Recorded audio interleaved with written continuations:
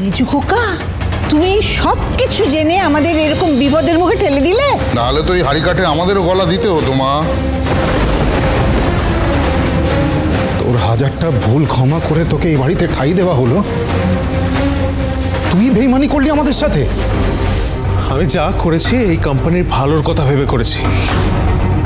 কি ভালো ভেবেছো তুমি? কি? আরে এই ব্যবসা তলানিতে পৌঁছে গেছিল। আর দাদা ভাই, তুই যে ব্যবসাটা সামলানোর যোগ্য কোনোদিনই ছিলি না, সেটা আবার প্লিজ দয়া করে মেনে নে। এখন তুই আমাকে শেখাবি আমি যোগ্য কিনা? হ্যাঁ শেখাবো, কারণ তোকে চোখে আঙ্গুল দিয়ে দেখানো দরকার যে তুই ভুল। তোকে সত্যিটা দেখানো দরকার। বউ চলে যাওয়ার পর তো দেবদাসের মতো নেশায় পড়েছিলি গত 5 বছর ধরে। এবার অন্তত যারা যোগ্য তাদের সামলাতে দে কোম্পানিটা। তেজ, এই বসু মল্লিক ভবন বা তেজ বেকারিতে তোর আর কোনো জায়গা নেই। মেচকা, বড্ড বেশি বাড়াবাড়ি করছো তুমি। তেজ, তেজ তুমি এদিকে এসো।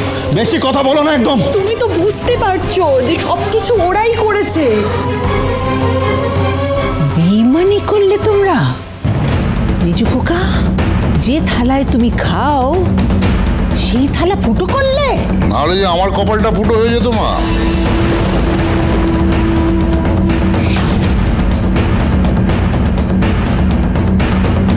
আপনি আপনার নিজের পরিবারের সাথে এটা করতে পারলেন? পারলাম, আখের গোছাতে জানতে হয় জানো তো, নাহলে অবস্থাটা শেষে ওই তেজের মতন হয়ে যায়।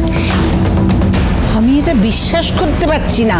মা, মা তুমি আমার জন্মদাত্রী মা। হ্যাঁ, তোমার সঙ্গে কি ব্যভিচার অন্যায় হতে দিতে পারি আমি?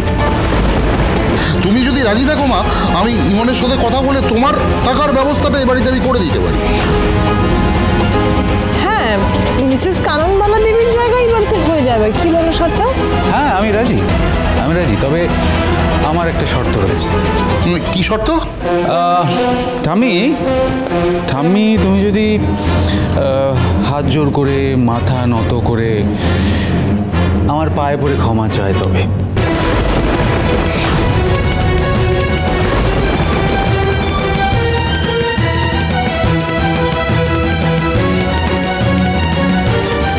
তোমার এত বড় দুঃসাহস! ঠাম্মি, এতে সাহসের কি আছে? আর এমনিতেও কিন্তু জানো তোমার এই নাতি কতটা দুঃসাহসী। দেখো, মাই পয়েন্ট ইজ, রীতিমতো প্রি হিস্টোরিক যুগ থেকে তুমি এই বাড়ি, এই ব্যবসা সামলাচ্ছ। এবার ছেড়ে দাও। দেখো, তোমাকে হয়তো দেখে বোঝা যায় না যে তুমি, তোমার বয়সটা কত যেন, 80। হ্যাঁ, তোমাকে দেখে বোঝা যায় না, কিন্তু অনেক বছর ধরে, যুগ ধরে তুমি রাজত্ব করছো। দেখো, তোমার বয়সী যারা, তারা কি করে? তারা তীর্থে চলে যায়। হ্যাঁ, আমি ব্যবস্থা করে দিচ্ছি তীর্থযাত্রার তোমার। আফটার অল আমি তোমার নাতি। হ্যাঁ, তুমি যে এই পরিবারের ছেলে সেটা ভাবতেও আমার ঘেন্না করে। দেখো, তুমি ঘেন্না করো, আমার জন্য গর্ববোধ করো, তাতে কিন্তু সত্যিটা পাল্টে যাবে না। আমি এই বাড়ির, এই পরিবারের যোগ্য উত্তরাধিকারী। আর এখন এই বাড়ির মালিক। Well said. কিন্তু ঠাম্মি, এই বাড়িতে থাকতে হলে তো তোমাকে ক্ষমাটা চাইতে হবে। হ্যাঁ, by hook or by crook. তাই এর প্রসেসটা ডিলে না করে তাড়াতাড়ি ক্ষমাটা চেয়ে নাও না। এখনো কাননবালা দেবীকে চেনোনি তুমি। সে জীবনে কারুর কাছে মাথা নত করেনি। তোমাদের মতন ঠগ, অসৎ এসব মানুষের কাছে সে মাথা নত করবে? মরে গেলেও না। আমি কিছু জিনিস একদম পাল্টায় না। মানে তোমার দম্ভ এখন যায়নি, পাল্টায়নি। কাননবালার দম্ভ, কাননবালার অহংকার। Yes, what a dialogue. I was waiting for it. আমি অপেক্ষা করছিলাম। কিন্তু দ্য ব্যাড নিউজ ইজ, এই অহংকার চূর্ণ হয়ে যাবে। যখন বসু মল্লিক পরিবার রাস্তায় ঘুরে বেড়াবে, ভিক্ষে করবে, তখন তোমার এই অহংকার জাস্ট চূর্ণ হয়ে যাবে। কারণ দেখো, এই বাড়ি কালকে নিলাম হবে, আর তারপরে তেজ বেকারি হয়ে যাবে সার্থক বেকারি। মানে আমার নামে বেকারি হবে আর তোমাদের সকলের নামে বেকারি।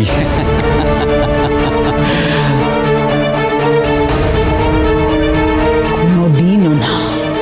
দিনও না। না না দেখো ঠাম্মি, I am not an astrologer, আমি জ্যোতিষী নই, কিন্তু তাও আমি বলছি এটা হবে, কেউ আটকাতে পারবে না।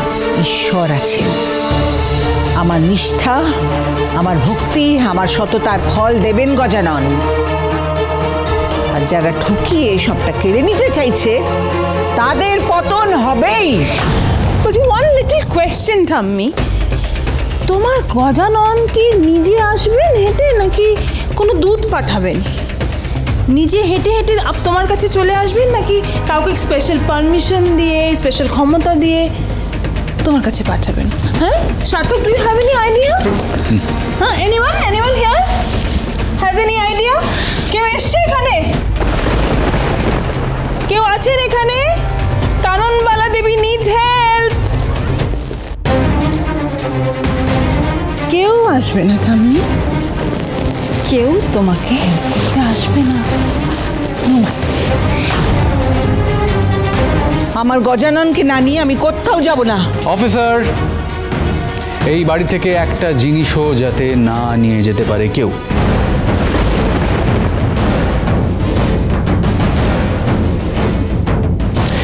এনাদের এক কাপড়ে ওই যে বললাম ঘাড় ধাক্কা দিয়ে বের করে দিন প্লিজ। মা, কিছু করার নেই মা। চলুন মা, মা আমাদের সত্যি কিচ্ছু করার নেই মা, চলুন। আমি গজাননকে ছাড়া কোথাও যাব না। ঠাম্মি, গজানন আছেন, উনি ঠিক বিচার করবেন। তুমি এসো।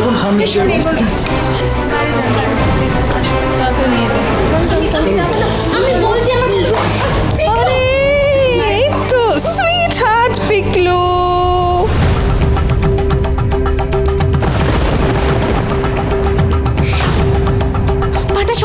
পাটা সরা, আমার পিকলু লাগছে। পা সরা, আমার পিকলু লাগছে। এই বাড়ির একটাও জিনিস বাড়ির বাইরে যাবে না। পিকলুকে ছাড়ো বলছি, নাহলে দেখবে আমি কি করব। বেশি সহজ না, আমাকে না একদম নরম ভেবো না। হ্যাঁ জ্যোৎস্না দি, কি হচ্ছে? ছেড়ে দিলাম, যাও।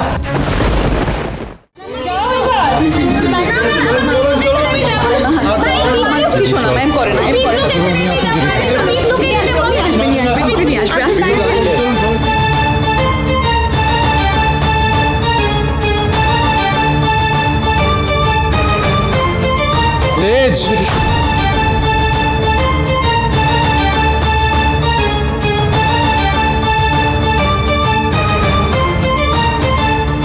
এতদিন এই তেজ বসু মল্লিককে কে বাঁচিয়ে এসছে? সুধাময়ী, একেবারে সুপার উম্যানের মতো প্রত্যেকটা সিচুয়েশন। কিন্তু আজকে কি বাঁচাবে তেজ? সত্যি তোকে দেখে আমার সত্যি বলছি মন থেকে খুব কষ্ট হচ্ছে। মানে ওই what is the word, pity. হ্যাঁ, আই পিটি ইউ। দেখ, একটা সময় সুধা আমাকে ছেড়ে দিয়েছে, তারপর সুধা তোকেও ছেড়ে দিয়েছে। আমি তোকে বারণ করেছিলাম, বলেছিলাম যে ওই মেয়েটার পাল্লায় ঘুরিস না, সুবিধের মেয়ে নয়। আর সব থেকে ইম্পর্টেন্ট কথা, এই সব কিছু সবটা আজকে কিন্তু তোরই থাকতো যদি তুই ওই সুধাকে আমার হাতে তুলে দিতিস। ওরে নোংরা মুখে না, আমি সুধার নামও শুনতে চাই না, বুঝতে পেরেছিস? ছাড়ো ছাড়ো। আরে তোর মতো কাপুরুষ না কোনোদিনও সুধার যোগ্য ছিল না রে। তুই আর আমি এক নয়, এটা মাথায় রাখিস। অফিসার, নিয়ে যান ওকে। চলো। চলে যাব, কিন্তু আমি কথা দিচ্ছি এই বাড়িতে আমি ফিরবো।